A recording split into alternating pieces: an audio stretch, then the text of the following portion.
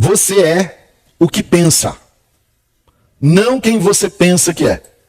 Em outras palavras, são os seus pensamentos que mandam em você e não você em seus pensamentos. Por exemplo, se eu pedir para você agora não pensar num elefante cor-de-rosa, você não consegue não pensar num elefante cor-de-rosa. Você já viu ele, a tromba, você já está aí já. O pensamento já invadiu sua mente. Portanto, você não é quem você pensa que é, mais aquilo que você pensa. Só que para nós entendermos como isso funciona, eu preciso compreender exatamente qual é a sede dos nossos pensamentos. Da onde eles vêm, como eles surgem, o que acontece. Isto é, eu preciso falar essa noite da nossa mente. A mente é a sede desses pensamentos. Só que mente é uma coisa muito difícil de nós definirmos. Mente é uma discussão filosófica de séculos. A gente não sabe se é cabeça, se é cérebro, se é mente. Porque a medicina, o neurocirurgião, ele só consegue alcançar a dimensão física do ser humano. O neurocirurgião sabe o que é uma sinapse. O neurocirurgião, ele sabe como age um neurônio. Mas ele não consegue pegar uma lembrança de dentro da mente. Ele não consegue extrair uma memória de dentro da mente. Tanto é que as pessoas classificam a mente como algo imaterial dentro do homem. Algumas religiões chamam isso de alma. Mas o fato é que dentro da nossa cabeça há um cérebro e dentro do nosso cérebro há uma mente. O que é a mente? A mente é essa sede dos nossos pensamentos, das nossas reflexões. É o lugar onde a gente guarda o intelecto moral, o intelecto espiritual, a sensibilidade de uma série de coisas que estão além dos nossos sentidos. A mente é esse recipiente das nossas memórias, do lugar da reflexão, das nossas lembranças. E aí, quando eu penso nisso, isso me suscita algumas perguntas. Por exemplo, é possível que uma pessoa tenha um bom coração, pessoa bacana, legal, honesta, mas ela não tenha nenhuma percepção da sua realidade espiritual, daquilo que a cerca? Sim, é possível.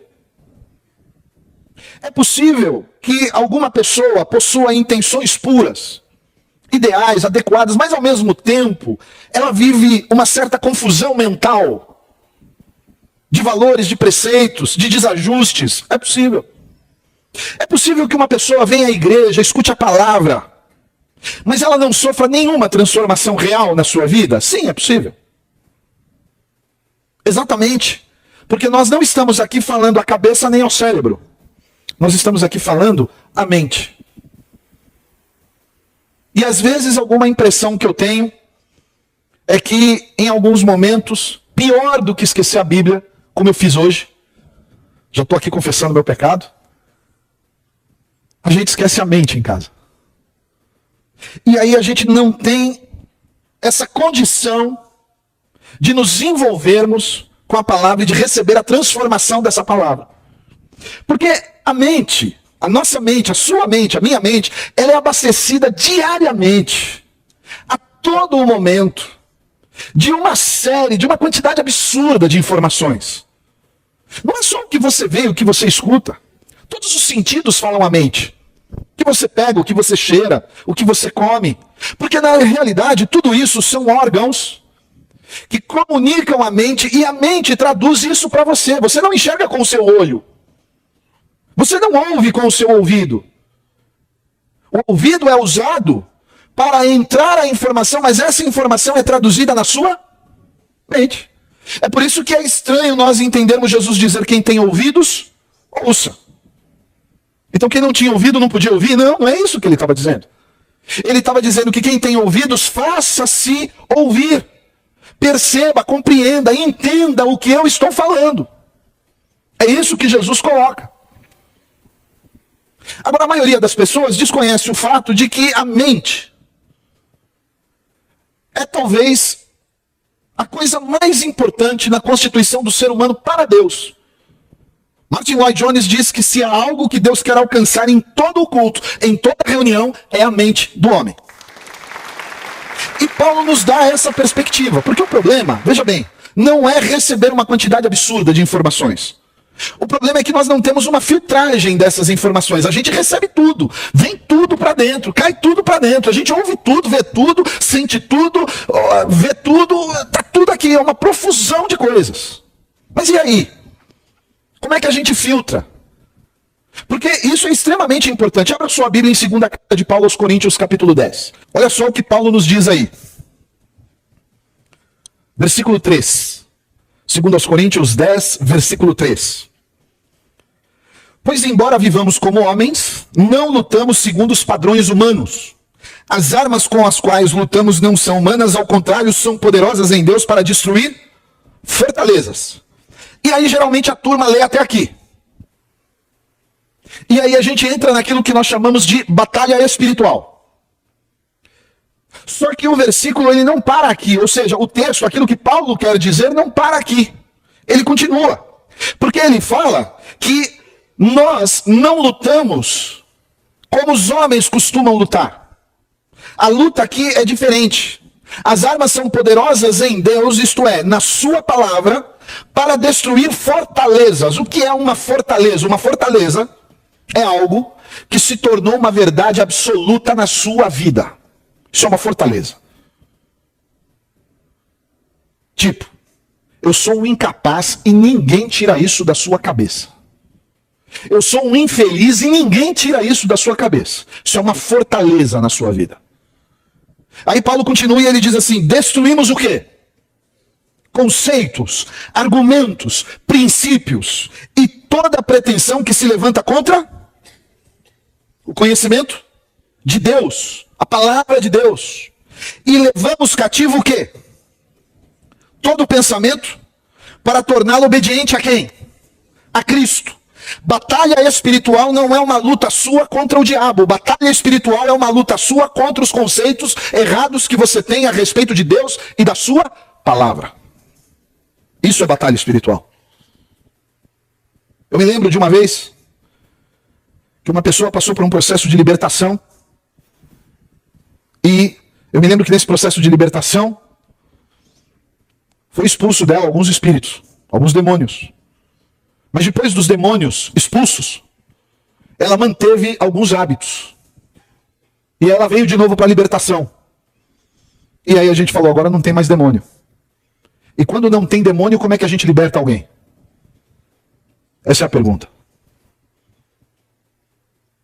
E é exatamente sobre isso que Paulo está tratando. A mente é a sala de controle da pessoa. Se alguém controla a sua mente, ela controla você. Se alguém capta o seu pensamento, ele controla você. E ele controla você através exatamente das fortalezas criadas no seu pensamento ou na sua maneira de pensar. Na sua mente. É por isso que é possível uma pessoa glorificar a Deus com os lábios, a boca fala de Deus, mas a mente está totalmente condenada a outras coisas. Totalmente controlada por outras coisas. Israel pisou na bola em relação a isso. Já já eu vou explicar. Porque tem uma palavrinha que no Antigo Testamento está conceituada como coração, mas essa palavra não significa o órgão que bombeia o nosso sangue, mas sim a nossa mente moral. E a maior reclamação que a gente ouve nos gabinetes pastorais é exatamente essa inconstância. Um dia em cima, outro dia embaixo, um dia em cima, outro dia embaixo. E muitas pessoas não entendem por que isso acontece. Eu acredito, particularmente, pessoalmente, que existem inúmeros evangélicos que vivem de clichês vazios. Isto é, não faz absolutamente nenhuma mudança real. Declarar coisas que você não acredita. Sabe por quê? Porque há uma ação e há uma batalha acontecendo pela tomada da sua mente. Por isso que o campo de batalha é aqui. Por exemplo, Paulo diz assim, você está em 2 Coríntios, vai lá no capítulo 11, versículo 3. Vocês estão comigo, amém? 2 Coríntios 11, versículo 3. Olha o que Paulo diz. O que receio e quero evitar é que assim como a serpente enganou Eva com astúcia, a mente de vocês, é isso que diz aí na sua palavra? A mente de vocês seja o quê? E se desvie da sua sincera e pura devoção a Cristo. Olha o medo de Paulo com a igreja de Corinto. O que era a igreja de Corinto? A igreja de Corinto era uma igreja que tinha uma profusão enorme de carisma, dom para todo lado. Só que Paulo está dizendo, cuidado, eu tenho medo disso. Use a mente, pense o que você está fazendo, pense no que você está recebendo, pense no que esse cara em cima do púlpito está falando. É isso que Paulo está dizendo aqui. Use a sua mente. Porque é o seguinte, muitas pessoas confundem salvação com conversão. Salvação. O que é salvação? Salvação é o que Cristo fez por mim na cruz do Calvário. Porque eu tenho certeza da minha salvação, porque eu tenho certeza da obra salvífica de Cristo na cruz do Calvário, e o que Cristo fez é suficiente para minha salvação, amém? Só que essa salvação, ou seja, este ato de Cristo por mim, exige de mim uma conversão. Exige de mim uma resposta positiva. Essa resposta positiva é o que nós chamamos de conversão. O que é conversão? É aquilo que eu faço para Cristo. O que é salvação? Aquilo que Cristo fez por mim. O que é conversão? É aquilo que eu faço para Cristo. É quando eu tomo a minha mente, os meus valores, os meus conceitos, os meus princípios e transformo esses princípios, renovo esses princípios, me alimento da palavra de Deus. Qual é a jogada do diabo? A jogada do diabo não é te derrotar. A jogada do diabo é encontrar uma oportunidade. A Bíblia diz que ele anda ao nosso como leão que ruge, assustando. Porque a Bíblia diz que ele não é o pai da maldade. Eu costumo dizer que o diabo não é mau, ele é malandro. Ele está esperando uma oportunidade. Ele está esperando aquilo que os evangélicos chamam de brecha. A brecha não é o que você faz. Porque o que você faz já é consequência do que você pensa. A brecha é o que você pensa. E ele é o pai da mentira. João 8,44. Ele lança uma ilusão, ele lança uma mentira e você absorve. Você absorveu, a oportunidade está dada. E uma vez a oportunidade dada, você está derrotado. Quem te derrotou não foi o diabo, foi você. Sabe quem é o seu maior inimigo? Você. Quando você pensa contrário à palavra de Deus. Porque senão não teria uma validade real quando a Bíblia nos chama de mais do que o quê? Mais do que vencedores. O cara vive derrotado. Tem alguma coisa errada. Ou a Bíblia está mentindo ou você não entendeu. E eu acho difícil a Bíblia mentir. Então nós vemos aqui que uma das causas da destruição do povo de Israel, sabe qual foi? Rejeitar o quê? O entendimento. Não faltou culto, não faltou oração, não faltou intercessão, não faltou leitura, faltou entendimento. Oséias 4, versículo 6 diz, meu povo foi destruído por falta de conhecimento. Sabe o que Deus diz aqui? Uma vez que vocês rejeitaram o conhecimento, eu também os rejeito como meus sacerdotes. O que é rejeitar o conhecimento? É não querer ter entendimento. Eu não quero saber disso. Eu não quero conhecer isso, dá muito trabalho. Mas as coisas fáceis não dão trabalho. As coisas difíceis, quem disse que seria fácil? Então nós vemos aqui, queridos, que é necessário conhecer primeiro para entender depois. Amém? O objetivo de nós estarmos reunidos todos os domingos é conhecer o quê? A palavra de Deus. O objetivo de nós estudarmos é conhecer o quê? A palavra de Deus. Aí você diz, pastor, mas a ignorância a respeito de Deus me separa de Deus? Sim. Abra sua Bíblia em Efésios, capítulo 4. A ignorância sobre Deus e sobre a Bíblia me separa de Deus? Efésios capítulo 4, versículo 18. Olha o que Paulo diz aí. Eles estão obscurecidos no entendimento e separados da vida de Deus por causa do quê? Da ignorância. O que é ignorância? Ignorância é quando você não sabe a respeito daquele assunto, certo? Eu sou ignorante em muitas áreas. Existem inúmeras coisas que eu não sei absolutamente nada sobre aquele assunto. Eu preciso que alguém me explique. Eu preciso que alguém me faça entender. Aí Paulo diz, eles estão obscurecidos no entendimento e separados da vida de Deus por causa da ignorância em que estão. Devido ao quê? Ao endurecimento do seu coração. Por quê? Porque o objetivo da conversão é exatamente buscar sabedoria espiritual. E a sabedoria espiritual é exatamente adquirir um conhecimento pleno a respeito da palavra de Deus. Abra sua Bíblia em Colossenses, capítulo 1. Colossenses, capítulo 1. Olha o que diz aí no versículo 9. Colossenses 1, 9. Palavras do apóstolo Paulo. Por essa razão, desde o dia em que ouvimos, não deixamos de orar por vocês e de pedir que sejam cheios do quê? Do pleno conhecimento do quê? Da vontade de Deus. Pastor, como é que eu sei? Ora aí, pastor, para saber se é vontade de Deus para minha vida. Meu irmão, vai ler a Bíblia.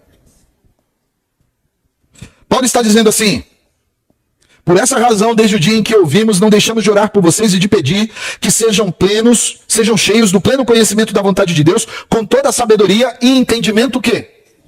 Espiritual. Isto é, Paulo está dizendo que o lugar que o Espírito Santo quer ocupar na sua vida é na sua mente. Que você não desassocia a mente do culto de Deus. Que você não recebe as coisas por osmose. Você se concentra. Meu Deus, pá, recebi. Aprendi. Não, isso é Matrix, irmão. Deus não faz assim. Não é download. Não. Abra sua Bíblia em 1 Coríntios capítulo 14. Sabe por quê? Às vezes o culto a Deus está relacionado com sentir. E é gostoso sentir. Eu sinto. Eu sinto um frio aqui, mas pode ser o ar-condicionado. Mas de repente o frio que você sente pode ser do Espírito. Como é que você discerne isso? É só o sentir que discerne? Olha o que Paulo diz em 1 Coríntios 14, 15. Então o que farei? Orarei com o Espírito, mas também orarei com o quê? Quer dizer, eu estou prestando atenção no que eu estou? Eu estou refletindo sobre o que eu estou? Orando. Cantarei com o Espírito, mas também cantarei com o quê? Com entendimento. A gente está prestando atenção no que a gente está declarando, no que a gente está falando. Eu estou pensando naquilo, eu estou raciocinando sobre aquilo. Eu estou dizendo, Deus, é verdade mesmo. Deus, opa, peraí, essa música aqui é evangélica, mas não tem nada a ver com a Bíblia. Deus, essa oração aqui, essa oração é de vingança. Você sabia que tem isso? Tem evangélico, meu irmão, que eu vou contar, viu? Só Cristo na causa. É isso que Paulo está dizendo. Agora, tudo isso se dá por uma falta de compreensão de algo importante no Antigo Testamento. O Antigo Testamento fala pouco de mente. Não é que fala pouco, ele usa um outro órgão como expressão da mente, que é o coração. Há um versículo de Provérbios que é extremamente conhecido, que diz o seguinte, Provérbios 23, 7 diz assim: porque como imaginou no seu coração, assim ele é. Come, bebe, te disse ele, porém, o seu coração não está contigo. E é interessante porque a gente faz essa confusão, né? Eu já participei de conversas, e aí a pessoa diz assim, mas ele é mais coração. E o outro fala assim, não, ele é mais racional, ele é mais razão, o outro é mais coração. É como se uma pessoa usasse a mente para pensar e a outra usasse o coração. Só que coração não pensa, né, coração? Não pensa. Coração bombeia sangue. Coração trabalha a pressão arterial do corpo. O que a gente está querendo dizer é que algumas pessoas colocam as emoções que estão aonde? Na nossa mente. À frente da razão, que está onde? Na nossa mente.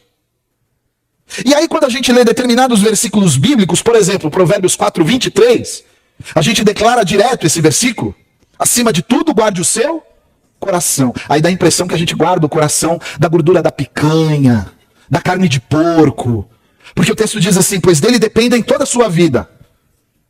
Não, não é o coração que o autor de Provérbios está dizendo. Acima de tudo que você deve guardar, guarde o quê? Sua mente. Guarde o seu entendimento. Guarde o lugar da reflexão. Sabe por quê? Porque se a sua mente ficar bagunçada, toda a sua vida vai ser bagunçada. Se a sua mente ficar depressiva, você entrará em depressão. Se a sua mente ficar angustiada, a angústia vai tomar conta de tudo que você faz na vida. É isso que o autor de Provérbios está dizendo. Aliás, isso tem muita consonância com Jesus. Abra lá em Marcos 7. Calma que a gente vai voltar para Filipenses, tá? Marcos capítulo 7. Você está recebendo aí, meu irmão? Marcos capítulo 7, versículo 20. Palavras de Jesus de Nazaré. E continuou. O que sai do homem é que o torna impuro. Olha o que Jesus diz agora. Pois do interior da onde? Dos homens vem o quê? É óbvio que não é do coração que Jesus está dizendo, né? Está claro aqui no texto. Ele está dizendo do homem interior, isto é, da sua mente. Vêm os maus pensamentos, as imoralidades sexuais, os roubos, os homicídios, os adultérios, as cobiças, as maldades, o engano, a devassidão, a inveja, a calúnia, a arrogância, a insensatez. Todos esses males vêm do diabo, é isso que diz aí? Da onde que vem? Da onde que vem? Da mente. Aí você expulsou os espíritos, você expulsou os demônios, mas a mente continua o quê? E aí não tem mais o que expulsar. Ou você se converte, ou você se converte. E aí a gente entra num problema. Aonde que é o início de tudo? Na mente. Só que, queridos, muitos sociólogos, psicólogos, existe uma linha da psicologia que diz o seguinte, que nós somos produto do meio. De acordo aonde a gente nasceu, o que a gente viveu, o que a gente recebeu na nossa infância, na nossa adolescência, nós somos o que somos, porque somos produto do meio. Psicologia, há uma linha da psicologia que pensa assim, da sociologia que aceita essa ideia. Só que a Bíblia está dizendo que nós não somos produto do meio, nós somos o que nós pensamos. Tanto é que quando esse cara que é produto do meio rompe, o cara viveu no meio da favela, e aí o cara sai lá do meio da favela, da pior condição de vida possível, e se transforma num case de sucesso, aí a psicologia não consegue explicar. Essa linha não consegue explicar. Porque ele rompeu. E o vice-versa também ocorre. O cara, de repente, está lá em cima e rompeu com aquele conceito. A Bíblia diz que não, que nós somos aquilo que nós pensamos. E há um livro do Augusto Cury, chamado Inteligência Emocional. E nesse livro ele cita pelo menos 4 armadilhas mentais. Que eu chamaria essas armadilhas de fortalezas. Não tem só essas, mas ele cita 4. A primeira delas é o conformismo. O que é o conformismo? É a arte de se acomodar, de não reagir, de aceitar passivamente os eventos sociais e psíquicos da vida. O conformado é aquele que não assume a sua responsabilidade como agente transformador do mundo. É inerte, ele não exerce as suas escolhas, ele é conformado, ele aceita, ele canta a música do Zeca Pagodinho e deixa a vida me levar. Ele aceita. Você pergunta para ele, e aí, você não vai fazer nada? Não, o destino quis assim. Ele aceita. O Cury diz que a segunda armadilha, ou a segunda fortaleza é o conformismo. Perdão, conformismo. A segunda é o coitadismo. O que é o coitadismo? O coitadismo é o cara que faz marketing da sua incompetência. Além dele ser incompetente, ele faz marketing. É interessante, ele diz, ninguém gosta de mim. Né? Ô, coitado. Sou um derrotado mesmo. De cada 10 palavras, 9 reclamam da vida. Tudo é difícil. E é interessante porque essas pessoas estão aprisionadas na sua própria trama. São os maiores inimigos de si mesmo. Quem se faz de coitado é o maior inimigo de si mesmo. A terceira armadilha é a negatividade. Pessoas que se acham infelizes. É aquela pessoa que a nuvenzinha está em cima, nada dá certo comigo. Manja, aquela pessoa negativa. Pensa negativamente. Pensar negativamente tem um efeito devastador sobre a perseverança. Você está fazendo algo empolgado, aí chega o negativo e fala assim, já vi isso, não vai dar certo. Quebra você. E a quarta armadilha que o Cury diz no livro dele é a ansiedade. A ansiedade é exatamente essa especulação sobre o futuro. Por exemplo, agora o Brasil está debaixo de uma fortaleza de ansiedade. Você chega na padoca, comprar o pão de manhã, você não está nem acordado direito. Você está lá na fila do pão e o cara vira para trás e fala assim, viu a Dilma? Aí o outro já fala assim, e o dólar, rapaz, a 4,50. Aí você começa a encolher e a falar, meu Deus, o mundo vai acabar e não me avisaram.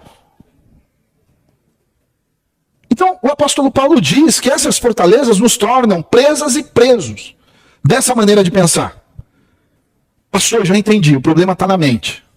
Mas e aí? Eu continuo pensando no elefante cor-de-rosa. Como é que a gente faz? Filipenses, capítulo 4, versículo 8. Graças a Deus, porque o apóstolo Paulo deixou esse texto escrito. Filipenses, capítulo 4, versículo 8. Deixa eu dizer uma coisa. Você não pode evitar que um pensamento entre dentro da sua mente. Não tem como evitar isso. Você pode evitar que esse pensamento faça morada na sua mente. Isso você pode evitar. Há uma história muito interessante, isso vale para qualquer pessoa, que aconteceu em Chicago em 1982, na fábrica da Tylenol, faz o comprimido Tylenol. Um funcionário da fábrica doido, pegou as 7 cápsulas, algumas cápsulas de Tilenol, e colocou dentro das cápsulas cianeto, colocou veneno, e jogou junto com os outros Tilenol.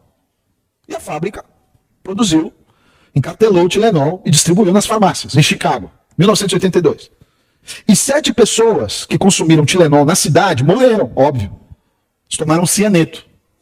A pessoa estava com uma dor de cabeça, morreu. Porque tomou veneno. Mas essas pessoas não sabiam que estavam tomando veneno. Elas acreditavam que estavam tomando o quê? Remédio. Elas acreditavam que estavam tomando Tilenol. Elas tomaram Tilenol com toda a sinceridade de quem toma Tilenol. Você ri, mas isso é sério. A sinceridade da sua crença não vai te salvar. É isso que eu quero dizer. Ah, pastor, o importante é ter fé, né? Não, meu irmão, o importante não é ter fé, é saber que fé você tem. Isso é importante. O importante é crer em Deus, né? Não, não é crer em Deus. Tem um monte de Deus sendo oferecido aí no mundo. Que Deus é que você está crendo? Você pensa a respeito disso? E isso é importante. Então, Paulo faz um checklist. Ele fala, não dá para evitar os pensamentos, mas dá para você filtrar. E aí lá no versículo 8 diz o quê? Filipenses 4, versículo 8. Paulo diz, o que é que deve permanecer na sua mente? Aí Paulo diz assim, olha, tudo que é verdadeiro, isso é, tudo que é legítimo, tudo que é consistente, é de verdade, isso não é uma fumaça, isso é real, é verdadeiro, tudo que é honesto, é respeitável, é digno, tudo que é justo, que é satisfatório para os outros e para Deus, tudo que é puro, que é casto, que é adequado, tudo que é amável, que promove a união, a irmandade, a fraternidade, a comunhão, tudo que é de boa fama, merece a nossa apreciação, a gente tem que se deter. Ele está dizendo assim, nisso pensai. Ou seja, busque saúde mental. Você recebe um monte de informação, você recebe um monte de conceito, um monte de coisa, mas é o seguinte, filtre. Fique só com o que é bom, fique só com o que esse checklist diz. É verdadeiro, é honesto, é justo, é puro, é amável, é de boa fama. Pensa nisso. Sabe por quê? Porque você chega em casa, meu irmão, do seu trabalho, cheio de problemas, aquelas contas que não deu para pagar, e você liga a TV e assiste o Datena. Aí depois de assistir o Datena, você assiste o Marcelo Rezende. Aí depois você assiste a Babilônia. Aí assiste o Big Brother, aí se mata. Porque não tem o que fazer. Você está enchendo a sua cabeça de porcaria. E aqui eu não estou falando contra a TV, eu estou falando contra qualquer coisa que é porcaria. E Paulo está dizendo, não, não faz isso não. Enche a sua cabeça de coisa boa. Enche a sua cabeça de coisa que vale a pena, que é excelente, que é elogiável. Como é que a gente faz, pastor? Algumas lições. Primeira, para se comportar como um cristão, precisa se pensar como um cristão. Tem gente que tem conflito com o seu comportamento. O que você pensa? Ah, eu não sei. Pensamentos, diga comigo, pensamentos geram sentimentos. Sentimentos geram ações. Ações geram comportamentos. Isto é, aquilo que você pensa influencia diretamente naquilo que você vai fazer. Pensamentos geram sentimentos, sentimentos geram ações, ações geram comportamentos. Tem pessoas que ficam assim, pastor, a Bíblia permite isso? A Bíblia proíbe aquilo, como se a Bíblia fosse o Alcorão, o que pode e o que não pode. Não, a Bíblia não é o Alcorão. O Alcorão diz o que pode e o que não pode. A Bíblia não diz. Aliás, a Bíblia diz o que se deve só. A Bíblia não diz muito o que não se deve.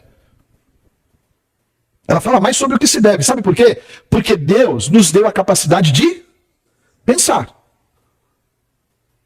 E aí nós precisamos pensar da seguinte maneira. Pastor, isso pode? Aí você pergunta, o que você acha? Jesus faria? Se Jesus faria, pode. Ah não, pelo que eu conheço de Jesus na Bíblia, ele não faria não, então não pode. Percebe não? É a maneira de pensar. Quer ser um cristão? Quer ser um cristão? É ser um pequeno Cristo. Você tem que fazer como Cristo fazia. Você tem que pensar como Cristo pensava. Segunda lição, pense ativamente e não passivamente. Lembra daquele ditado da vovó? Cabeça vazia? Você sabe, né, seu sem vergonha? Cabeça vazia, oficina do diabo. É isso aí. Pense ativamente, não passivamente. Não permita que os pensamentos tomem conta de você. Não permita que os pensamentos cheguem até você. Busque pensar. Se aquilo que colocamos na nossa mente determina o que fazemos, busque colocar coisas boas. Há uma frase que diz assim: se você tiver pouca fé e muito conhecimento, você será um teólogo. Se você tiver muita fé e pouco conhecimento, você será um religioso fanático. Agora, se você tiver fé e conhecimento adequados, você será um cristão. E é isso que Deus quer de nós. Que nós sejamos cristãos. Uma pessoa de mente passiva é alguém que qualquer um pode o quê? Manipular. É por isso que existem muitos lugares em que o que acontece não é mover do Espírito Santo, é manipulação. Sabe por quê? Porque a pessoa tem que dar vazão ao sentir. Não pensa não, vai sentindo aí, ó. Terceira coisa. Terceira lição. Exercite o princípio da substituição. O que é isso? Comece a ser mais criterioso. Comece a ser mais analítico. Verifique as fontes daquela informação. São reais, é verdade, é consistente, se sustenta. Não há mal nenhum em ser crítico. Você está cuidando de você. Eu costumo dizer o seguinte: as pessoas, quando querem resolver as questões dos seus bens, elas procuram um advogado. O advogado é alguém que estudou direito, se preparou, fez a prova da OAB, o instituto, a OAB, aprovou o camarada e o camarada pode exercer a função, certo? Para cuidar dos bens. Quando alguém quer cuidar da sua saúde, procura um médico. O camarada estudou, não é assim? Passou lá no exame do Conselho Regional de Medicina, foi aprovado, tem o CRM dele. Agora, essas coisas, a Bíblia diz que elas são passageiras. Bens, o corpo. A coisa mais importante que a gente tem é o nosso espírito. A realidade de todas as coisas é o mundo espiritual. Só que na hora de procurar alguém a respeito do mundo espiritual, a gente aceita qualquer um. Tá certo? Não. Você tem que ser criterioso. Você tem que ser analítico. Você tem que questionar, você tem que perguntar. A gente está aqui para responder, inclusive. E aí você começa a exercitar o princípio da substituição. O que é o princípio da substituição? Começa a trocar algumas coisas nos seus hábitos. Trocar algumas coisas na sua vida. Substitua conversas estressantes por conversas alegres. Conversas que edificam. Substitua programas televisivos por outras coisas melhores de se fazer. Se aquele programa não te edifica em nada, vai correr no parque, faz alguma coisa diferente, que produza em você algo melhor, que produza em você algo de excelência. É mais ou menos o seguinte: se nós tivéssemos uma jarra de água barrenta, impotável, imprópria para beber, e você não tem como jogar aquela água fora, mas você tem uma fonte de água limpa, em que você pode colocar o bico da fonte dessa água limpa dentro da jarra de água barrenta e imprópria. E aí quando você começa a derramar a fonte de água limpa na jarra de água barrenta e imprópria, o que vai acontecer? Vai começar a transbordar, vai começar a sair água suja e água limpa, não é assim? Esse é o processo de conversão. Mas vai chegar uma hora que vai só ter água limpa. De tanta água limpa que entrou. E aí quando tiver água limpa, sabe o que vai sair da boca? Da jarra? Água limpa. Porque a boca fala. Vocês entenderam quem é a jarra, né? Quarta coisa, esse é o princípio da substituição. Quarta e última lição. O pensamento é a raiz do comportamento. Não existe transformação real. Não existe transformação real sem a destruição das fortalezas na nossa mente. Paulo sugere, propõe que a gente faça a renovação das nossas ideias. Para terminar, abre em Romanos capítulo 12, eu termino com isso. Romanos capítulo 12, versículo 2. Olha o que diz aí. Palavras do apóstolo Paulo. E não vos conformeis com este século, mas transformai-vos. Como é que acontece a transformação na nossa vida? Transformai-vos pela renovação da mente, para que experimenteis qual seja a boa, agradável e perfeita vontade de Deus. O que eu já peguei de gente dizendo: pastor, eu não entendo. A Bíblia diz que Deus tem uma boa, perfeita, agradável vontade na vida, pelo amor de Deus. Claro. Você renovou a mente? O cara fala: renovou o quê, pastor? Você mudou o seu jeito de pensar? Porque se você não mudar o seu jeito de pensar, você não vai entender o que é a boa, perfeita e agradável vontade de Deus. É só quem tem entendimento. É só quem é espiritual. Sabe o que é uma pessoa espiritual? Uma pessoa que tem a sua mente renovada, transformada, a mente de Cristo. Espiritual é uma pessoa que recebe a palavra de Deus e pratica a palavra de Deus. Que para praticar a palavra de Deus, a gente precisa entender a palavra de Deus. Porque você não consegue praticar aquilo que você não entende. Isso é em qualquer área da vida, inclusive na nossa vida. Porque Deus não escreveu a Bíblia para os anjos. Amém? Deus escreveu a Bíblia para a gente. É por isso que a gente não vive na espiritosfera. A gente vive na terra com uma série de problemas, situações, consequências, dificuldades, especulações. E aí nós, como homens e mulheres de Deus, precisamos aprender a andar com entendimento. Precisamos renovar a nossa mente.